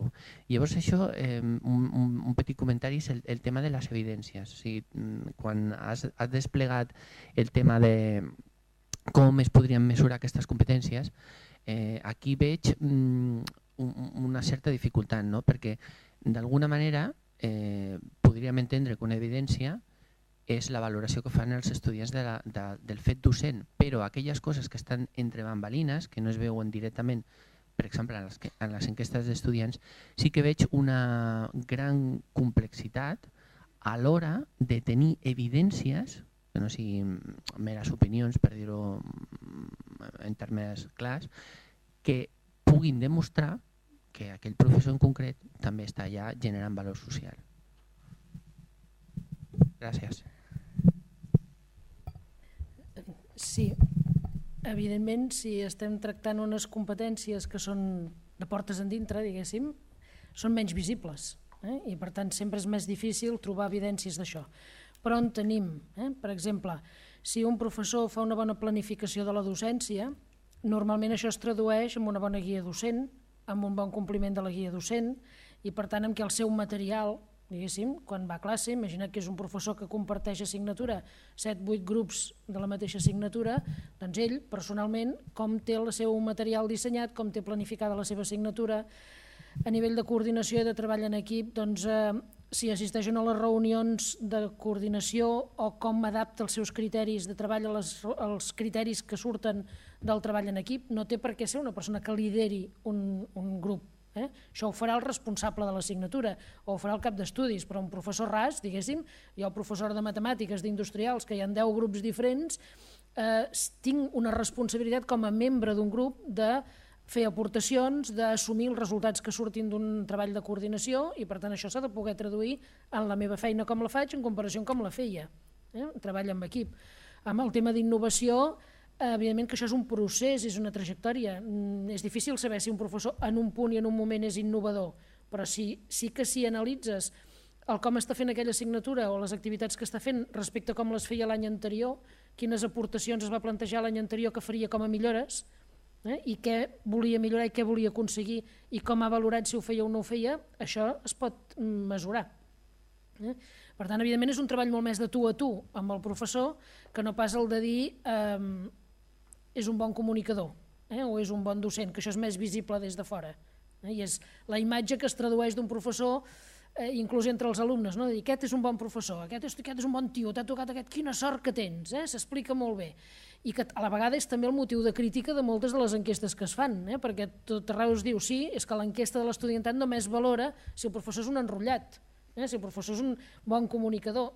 No és veritat, els estudiants tenen altres idees del que és un bon professor, si és ordenat, si és planificat, si el que ell els diu està en concordança amb el que fan els altres professors. Tot això són maneres de visibilitzar un treball en equip, una coordinació, una innovació i una planificació.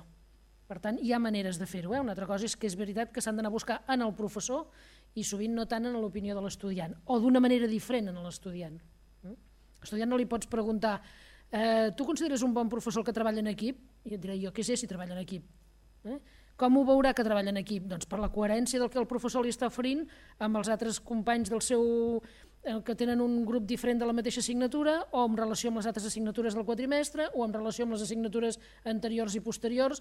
Per tant, el que potser li hem de preguntar és tu creus que aquest professor o que aquella assignatura o que aquesta assignatura que estem avaluant està ben estructurada, ben ubicada, ben relacionada amb les assignatures de l'entorn? I això voldrà dir que darrere hi ha una bona planificació i un bon treball en equip. Però sí que hi ha evidències, has de saber trobar la manera de definir-les, però poden existir. Sí que és veritat que queda clar que el model de professor que qualla és aquell de dir jo entro a classe, jo amb els meus estudiants me'n surto, jo m'hi relaciono bé, jo no hi tinc cap problema, jo em sé explicar i faig les classes prou actives com perquè els estudiants se sentin satisfets i que això sigui en un primer estadi el que la gent considera un bon professor. Però esclar, això es fa perquè darrere hi ha moltes altres coses que també hem de fer sortir. Planificació, organització, respectar acords. No pots ser el professor més ras de tots i si no respectes els acords que hi ha hagut en el teu quadrimestre, de coordinació de treball de l'estudiant del teu quadrimestre, de coordinació de continguts amb els altres grups de la teva assignatura, de que no acabes el programa respecte al que esperen les assignatures posteriors, doncs això és una mancança i l'hem de poder fer visible. No sé si t'he contestat ben bé el que volies, però...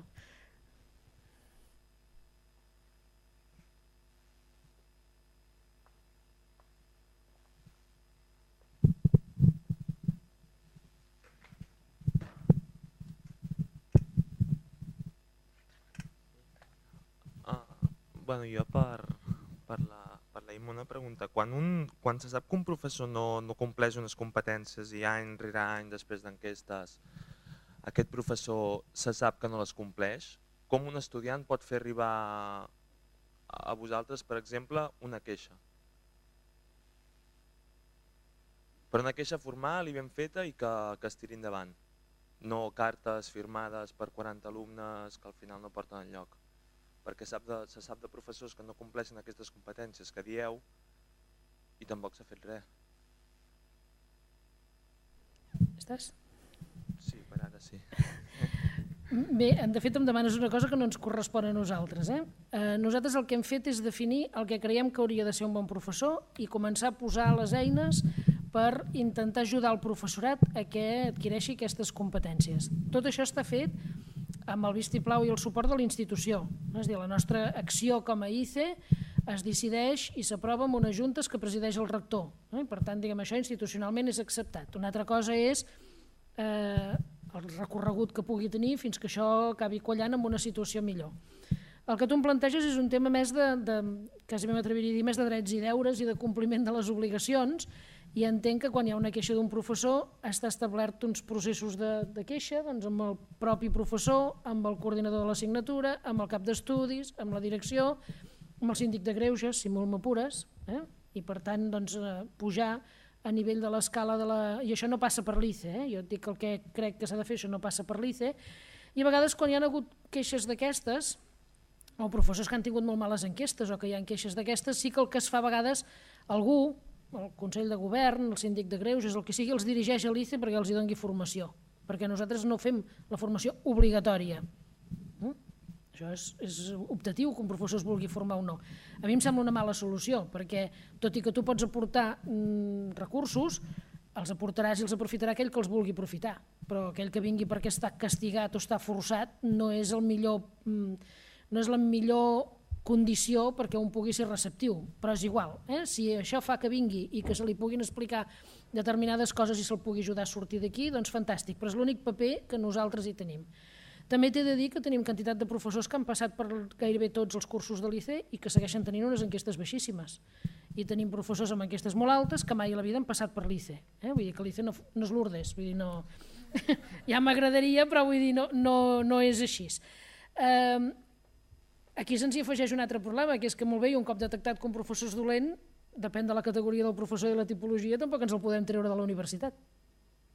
Vull dir, depèn de com està i depèn de la situació que té i de si és funcionari o no és funcionari, hi ha altres coses que tenen a veure. D'acord, se li podria fer més recerca i no tanta docència, però això ja són decisions del cap de departament, del director.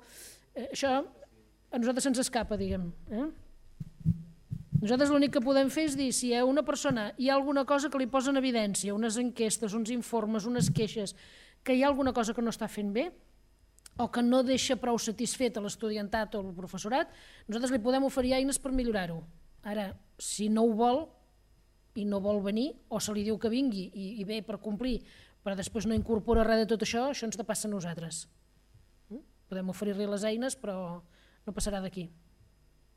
Això ens depassa la nostra capacitat.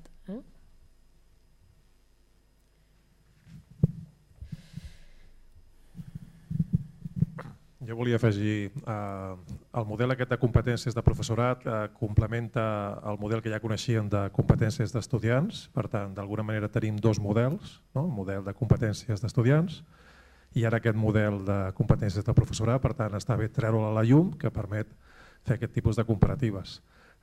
Respecte a les 6 competències, ja estava mirant aquesta competència comunicativa, etc.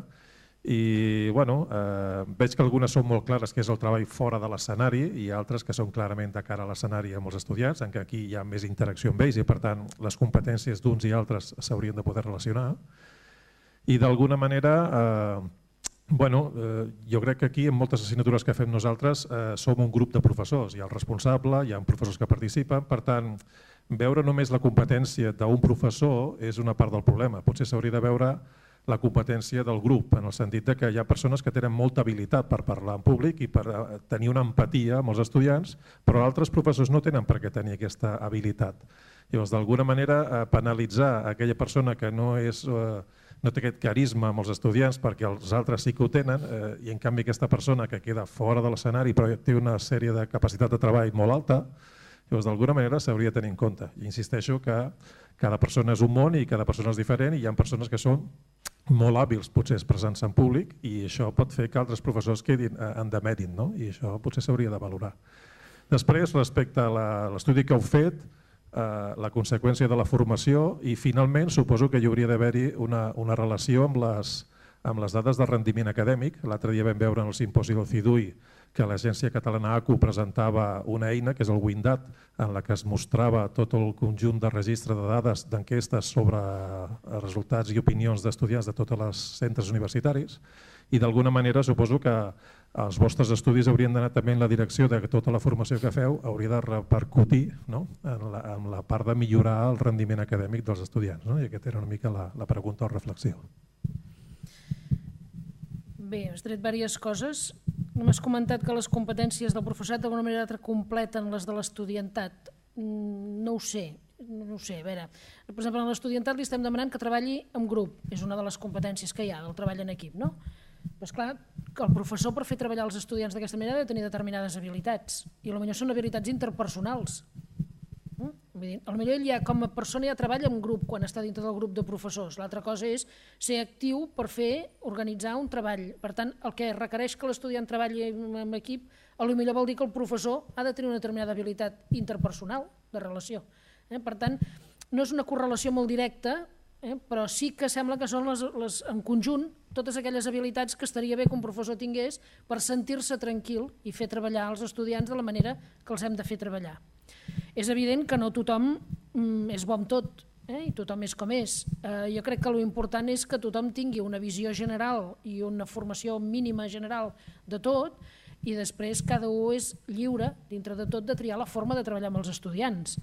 Evidentment que hi ha uns acords dintre de l'assignatura i si això es decideix que es treballa en grup, doncs ho hauràs de fer. Però després tens un cert marge que dius, home, jo em sento més còmode treballant així que aixàs, i mentre els estudiants acabin complint els objectius finals que tenen, doncs tu tens un cert marge per dir, jo soc més xerraire, més bon comunicador i l'altre no ho és tant, doncs jo m'ho munto d'una manera diferent de l'altra, mentre complim tots plegats. Per tant, jo crec que aquí hi ha matisos. Potser també d'aquí ve el diferent nivell de cada competència. Una cosa és el mínim per sortir-se i l'altra cosa és per ser un perfecte orador. Una cosa és comunicar-se mínimament i l'altra cosa és un perfecte orador a un nivell 3 de la competència. El de treballar-ho en grup a mi em sembla molt bona idea. És a dir, jo crec que, i això ho hem intentat potenciar nosaltres també en els centres i en les titulacions, si hi ha un centre que diu, a veure, nosaltres ara ens posem com a objectiu que tots els professors treballin, o sigui, la competència de treball en equip, ells, no la dels estudiants. I per tant, com que volem potenciar això, i perquè estem fent, jo què sé, una revisió del pla d'estudis i volem que tothom participi, tothom col·labori i ningú es despengi, doncs volem que ens vingueu a fer aquest mòdul de la competència de treball en equip del professorat aquí a l'escola, amb la gent que ha de treballar. Doncs fantàstic. Si aquell és un moment dolç pel centre, és una cosa important en aquell moment i es pot fer col·lectivament millor que no esperar que cada un vagi a fer el mòdul en el moment que s'ofereixi i en el moment que a ell li vagi bé. Per tant, que es puguin treballar aquestes competències en grup, jo penso que és molt millor. Una altra cosa és que això vol dir una certa predisposició col·lectiva que a vegades no hi és, però si hi és, fantàstic.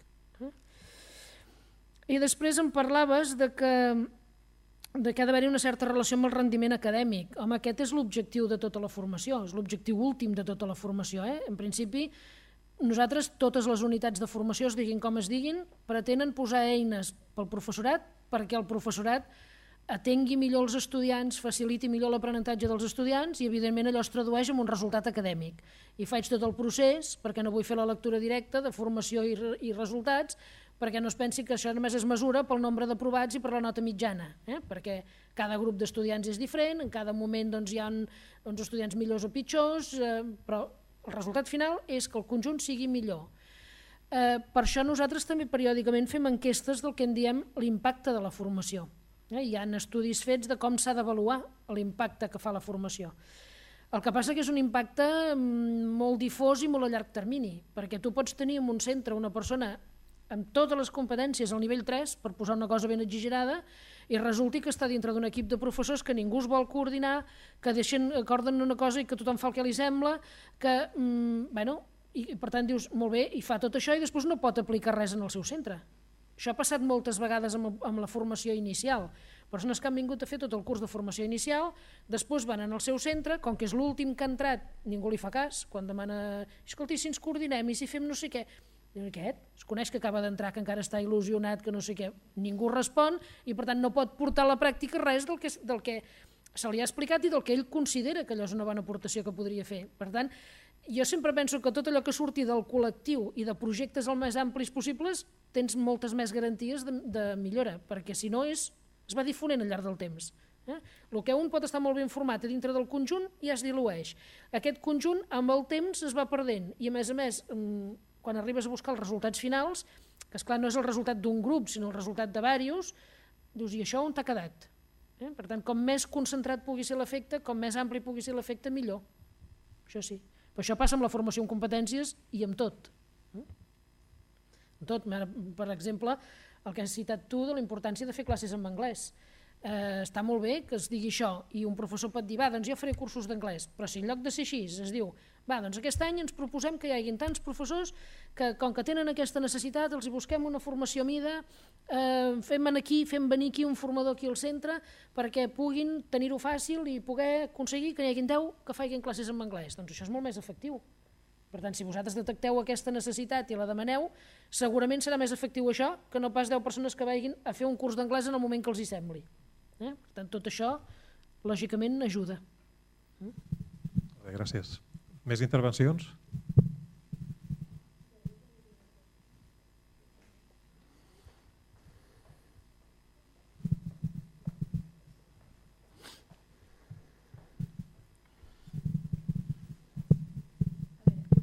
Cosa molt curteta. Gràcies per la conferència, ha estat molt positiva, molt per meditar durant molt de temps. A veure, el que normalment es veu en els departaments és que, clar, hi ha el tema de la recerca i el tema de la docència. Llavors, quan vols fer coses amb equip, el problema és que la gent que es dedica a recerca no pot deixar de fer recerca. I llavors ens trobem 4 que volem tirar endavant la docència. Vull dir, no ho dic en mal sentit dels companys. Vull dir que és molt difícil poder compaginar les dues tasques. Després una altra cosa, vull dir, a veure si hi ha... Jo crec que hi hauria d'haver un professor que fos el que es dediqués més a docència voluntàriament i l'altre que es dediqués més a recerca i com si diguéssim els de docència poguéssim anar a remolc dels de recerca, una mica en recerca, no? I al revés.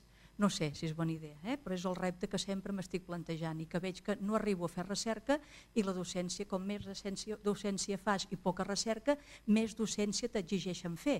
Per tant, arriba un moment que estàs treballant a Barcelona, a Vilanova, potser a no sé on, i llavors arribarà un moment que és que són tants alumnes els que tens que és un repte i l'estrès comença a sorgir. I per altra banda, això que ens explicaves de la pràctica i innovació en docència universitària i que ens has expressat que seria bo que tinguéssim l'últim nivell o adequat, no sé si ho he entès gaire. Això en principi has dit que no és obligatori, veritat? No. Llavors hem d'anar fent el que nosaltres veiem en funció de les nostres mancances i motivacions. Bé, només fins aquí. Gràcies. A veure, si em permets, no és obligatori perquè no és obligatòria la formació per ningú. És a dir, un pot viure tota la vida fent de docent i ningú l'obligarà a fer formació ni aquí, ni a secundària, ni primària. A ningú obliga a fer formació, cosa que també ens distingeix d'altres perfils professionals. Seguint amb l'exemple que jo havia posat del Corte Inglés, el dia que el Corte Inglés decideix canviar el sistema de vendes, pel que sigui, es cuidarà molt bé de fer una formació a tot el seu personal, per dir, ara a mi m'interessa que el personal faci això i el preparo per fer això i els hi faran hores de feina, perquè és l'empresa que està interessada. Això en el sistema públic ja sabem que no funciona així, i ara posant-se a discutir sobre això seria discutir sobre el sexe dels àngels, però la realitat és aquesta. Per tant, no és obligatori per ningú. Nosaltres ho hem deixat obert del PIDU perquè cada un faci el mòdul que li sembli que ha de fer, pensant que el PIDU només és nivell 1, que després, si un ha fet el nivell més baix de la competència comunicativa i després diu, a mi m'interessa saber-ne més, doncs tenim cursos de com argumentar, com expressar-se, com cuidar la veu, com expressar-se amb l'expressió no verbal, tot això per saber-ne més. Per tant, els cursos de l'ICE continuen funcionant tots igual. L'únic que hem dissenyat aquest com a base, en el sentit de dir, és un cop d'ull, és una passejada per tot el que seria el mínim necessari perquè tothom fes les classes amb una certa comoditat. Si algú creu que hi ha habilitats d'aquestes que ja les té, doncs busquem la manera que els hi puguem acreditar sense que inverteixi un quadrimestre en fer-les. I podrà tenir 6 certificacions d'haver fet 6 mòduls, o 3 si n'ha fet 3, o 6 si n'ha fet 3 de mòduls i 3 per acreditació, i pot tenir després, si els té tots 6, un certificat que farem de dir té tot el programa del PIDU. Però això no li impedeix de continuar fent cursos d'aprofundiment, ara només de treball d'aprenentatge cooperatiu, ara només de treball per casos. Tot això es pot seguir fent igual. Quina validesa té això? Doncs la que el Ministeri li vulgui donar quan reconeix la tasca d'un professor en l'àmbit de la docència, que dit entre nosaltres és molt poca. Només, inclús el Ministeri parla sempre de los cursillos, com si tot fossin allò d'anar passant l'estona. Per això, una de les coses és dir, nosaltres ens hem plantejat un programa més global i voldríem que això ens ho reconeguéssiu, i per tant que no sigui un simple cursillo, sinó que tingués una certa validesa. No ens podem comparar amb el que passa a primària i secundària, que s'obliga a fer un màster, en el cas de secundària, de didàctica, perquè no pots fer això per gent que entrarà a la universitat quan no només va per docència, sinó que també va per recerca. No pensem en això, però pensem un cop dintre qui el vulgui fer, com a mínim si té una determinada entitat sigui reconegut, però en aquests moments això no és així. Llavors, m'has parlat del tema del perfil de docència i de recerca. És cert que hi ha molta gent que et diu amb l'estona que jo perdo aquí fent reunions de coordinació, de pràctiques i de problemes i no sé què, ja hauria fet un paper. Però la majoria de gent ha d'entendre que també s'ha de dedicar a la docència i que si ens hi dediquem tots i coordinem tots i un fa una cosa i l'altre fa una altra, segurament és per tots menys temps que fer-ho cada un pel seu compte.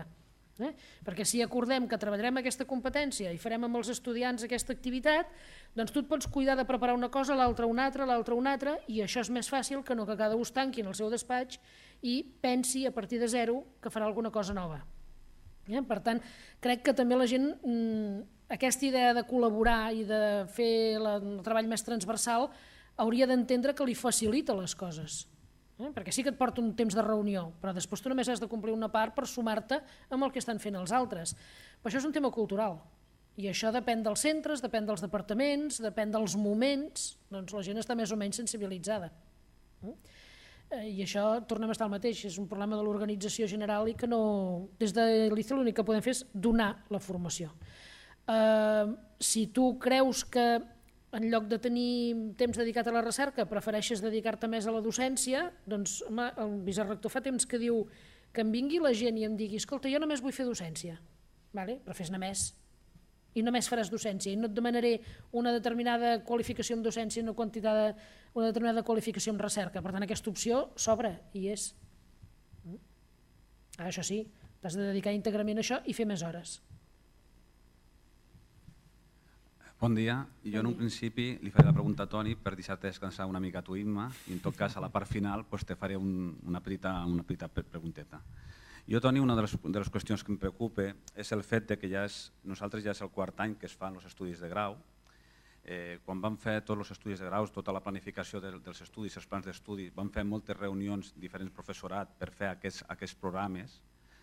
Vam marcar totes les competències, vam marcar tot el que volíem que l'estudiant acabés adquirint i crec que ara ja seria un bon moment per veure si aquest estudiant ha adquirit totes aquestes competències, veure on han fallat, què és el que tindríem que canviar, potser alguna assignatura que es fa es tindria que fer d'una altra manera, potser s'hauria que introduir alguna assignatura o treure alguna altra assignatura, no sé. Aquí crec que tindríem ara ja l'opinió també dels estudiants, perquè ja tenim estudiants que ja han arribat en aquesta fase i també ja podríem tenir opinions inclús d'agents externs, o sigui, estudiants ja puguem tindre estudiants inclús que estan treballant i potser gent que coneguem d'empreses ens podrien dir si aquests estudiants venen més ben preparats o menys preparats que els que teníem anteriorment. Jo faig aquesta pregunta per una senzilla raó, perquè moltes vegades nosaltres te fan la pregunta de dir què surten més ben preparats els estudiants ara en 4 anys o surten igual que els que abans havien fet 3 anys. Quan contestes aquesta pregunta tots som una miqueta polits i mirem de dir que surten igual de preparats i que tenen un matís diferent. Però jo crec que aquesta pregunta no la tindríem que fer nosaltres i potser tindríem que fer un feedback i veure què és el que tindríem que canviar d'aquests graus perquè l'estudiant que surti d'una forma diferent. Abans s'ha comentat, no solament en fer les classes en anglès, si expliquem sempre el mateix, el resultat de l'estudiant, o sigui, les competències que trobarà l'estudiant no seran més bones que les que teníem anteriorment. Vull dir, el que és la comunicació, el que és l'anglès és important, però també hem de saber veure què expliquem. Vull dir, hem de veure que nosaltres estem a unes enginyeries, estem a una universitat tecnològica i els canvis es produeixen constantment. sigui que aquí és un dels problemes que tenim.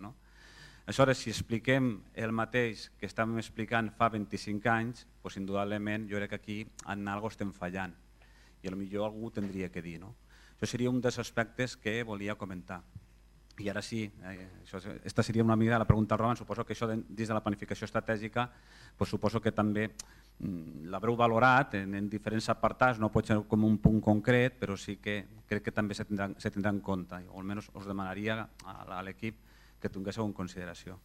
I també, Imma, el que sí que te voldria comentar és a nivell de l'ICE, si teniu alguna informació sobre aquests estudis, aquest canvi d'enginyeries tècniques a graus, no solament a nivell de la nostra universitat, sinó també inputs d'altres universitats o d'altres companys d'altres universitats espanyoles. Quan heu fet aquests estudis, sí, també heu rebut algun input en aquest canvi, si verdaderament en què han fallat o si cregueu que hi ha algun aspecte que tindríem que canviar. Alguns ja han sortit, alguns ja han sortit, però si hi ha algun que creus que podríem tindre en consideració, que l'afegeixis. Simplement sería eso. Gracias, Ignasi. Te paso a comentar un poco lo que has planteado. El tema de conocer cómo están resultando los estudiantes que se están titulando es un tema que ya lo venimos trabajando hace un tiempo, porque es evidente que hay que hacer una valoración ahora cuando acaben los primeros titulados. Precisamente también en el plan estratégico sí que aparece, en el tercero de los 7 indicadores estratégicos aparece la satisfacción de los titulados al acabar los estudios. Pero esto es una parte mucho más amplia, ¿no?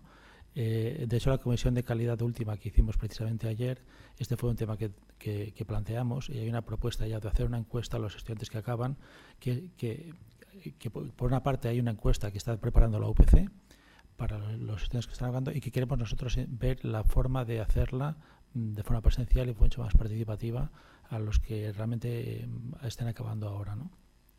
Y ahí incorporábamos 4 preguntas más para incidir más en los aspectos a mejorar en el plan de estudios. Conocer su opinión respecto a las mejores o peores asignaturas que ha tenido, conocer si hay temas que ha encontrado a faltar en el desarrollo de los estudios o temas que se han repetido, ese tipo de aspectos más concretos, ¿no? Esto es una parte de muchas más evidencias que estamos reuniendo cada año y cada cuatrimestre para que sean valoradas en las comisiones de área docente. Y sabes que estamos intentando promover que las comisiones trabajen de forma mucho más efectiva, teniendo toda la información precisamente para ir documentando mejoras, detectar puntos que han de mejorarse, y esto tiene que ver también con profesores que no estén haciendo la función que deberían estar haciendo, sino que sea un problema que el departamento vea cómo solucionarlo y ver cómo cada persona puede encajar de la mejor forma posible en el trabajo conjunto en cada departamento. Y sobre todo ver aspectos a mejorar y cómo pueden subsanarse con propuestas de mejora. Estamos pidiendo a cada responsable de cada titulación que haga un informe final al final de cada periodo para detectar todo eso y que se puedan proponer las mejoras. Y aquellas mejoras que sean más transversales, desde la Comisión de Coordinación Docente, también impulsarlas y coordinarlas y dar instrumentos para que sean más efectivas. No sé si eso contesta un poco. El aspecto de la inserción laboral es una encuesta que se viene haciendo desde hace más tiempo también, en la satisfacción de los titulados en relación con su puesto de trabajo, y se va a seguir haciendo, pero es eso tiene un retardo en el tiempo más dilatado para hacer la valoración, pero que se debe tener en cuenta y muy en cuenta con lo que tú dices, que los objetivos de los estudios pueden ir cambiando rápidamente. Y hay que ponerse al día, y ahí tenemos que entrar con la optatividad, con otro tipo de acuerdos con empresas, de colaboración, de la parte de formación vinculada a proyectos con empresas. Es un tema que está en la parte singular del plan estratégico, para que nuestros titulados tengan también una parte de su formación vinculada a proyectos con empresas que sean motivadores y que les aporten lo que no aporta el resto, ¿no? Sí, no sé si hay algo más que... Sí, jo, pel que fa a nosaltres, a veure, nosaltres com a ICE normalment no entrem en la valoració de continguts, i per tant això és una cosa que toca als centres, als departaments i a la universitat en general. Nosaltres sí que el que ens interessaria és fer una valoració de com ha anat la incorporació de les competències genèriques a dintre dels títols, perquè en realitat és el que pot haver portat a fer treballar d'una manera diferent. Si els alumnes han fet exposicions orals, si els alumnes han treballat en grup, com s'ha avaluat la comunicació eficaç oral i escrita. Això sí que és una cosa que ens interessaria. Estem en el moment tot just d'acabar la primera promoció i per tant no hem pogut fer-ne una valoració. Però sí que hi ha iniciatives que potser es poden estendre. Per exemple, des del punt de vista d'Atenea, nosaltres estem treballant en una aplicació perquè l'estudiant es pugui fer el seu portafoli electrònic, recollir totes les seves habilitats, i això ho pugui tibar des d'Atenea d'activitats que hagi fet en les diferents assignatures. Per tant, si hi ha un moment determinat en què ha fet una exposició en una assignatura, una defensa, una recerca bibliogràfica o alguna cosa que l'ha hagut de lliurar en aquella assignatura i considera que és prou vàlida com perquè la pugui mostrar, d'allà pugui anar-se construint el seu portafoli electrònic. Per tant, el que sí que hem fet és facilitar, o estem treballant en facilitar que tot això es tracti de la manera més normal i més habitual possible, el qual vol dir un canvi en la manera de treballar de la gent. Però nosaltres pensem més en les formes de treballar que en els continguts, perquè això sí que no ho podem abastar. Sí que és cert que la gent està fent un treball diferent, no et diré que tothom i que tot arreu, però sí que, així com quan començàvem deien jo com he de poder avaluar l'expressió escrita, jo qui soc per avaluar l'expressió escrita? Abans, quan un estudiant et lliurava un informe de pràctiques i ningú t'havia dit que havies d'avaluar l'expressió escrita, tu avaluaves les pràctiques i potser tenia uns resultats de laboratori fantàstics, una interpretació, unes fórmules ben aplicades, uns resultats correctes, però tu mateix deies aquest informe és infumable. Aquest estudiant mai a la vida serà capaç de reproduir aquesta pràctica perquè està molt mal redactat i mal escrit. Allò que tu inconscientment en lloc d'un 10 li posaves un 8, perquè era infumable, doncs ara és dir, mira, la part de laboratori és fantàstica perquè té un problema d'expressió. Per tant, tinguem en compte que quan estigui al següent nivell o el que sigui, això ho hem de treballar. I per tant, aquí hauran tingut un paper molt important la coordinació dintre de cada centre. La coordinació de les competències, com s'ha fet per les competències genèriques, si hi ha hagut un coordinador per cada competència, si ha sigut per 2 o 3, i com s'ha fet aquest seguiment. I això sí que ho voldríem controlar. Controlar, a veure, saber quin és l'estat de la qüestió per saber el que ha funcionat i el que no ha funcionat, perquè cada centre ha triat el seu model. Molt bé, moltes gràcies. Gràcies, Imma Torra, per la teva participació i col·laboració, Toni Roman, i moltes gràcies a vosaltres per la vostra participació. Si voleu, continuem el debat en la part de la pausa de cafè i us recordem que el taller que farà Ricardo començarà potser cap a les 12:10 a l'Aula Ferrocarril, d'acord? Moltes gràcies.